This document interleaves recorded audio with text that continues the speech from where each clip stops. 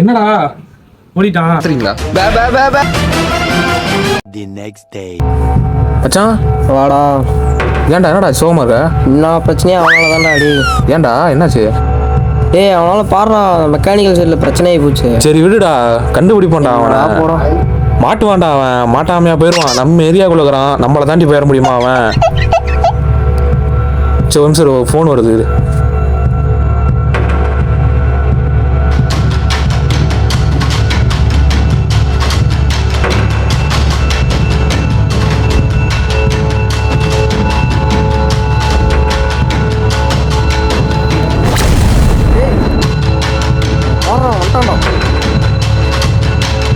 செத்தாண்டா நிற்கான். முடிஞ்சான்டா நிற்காமன்.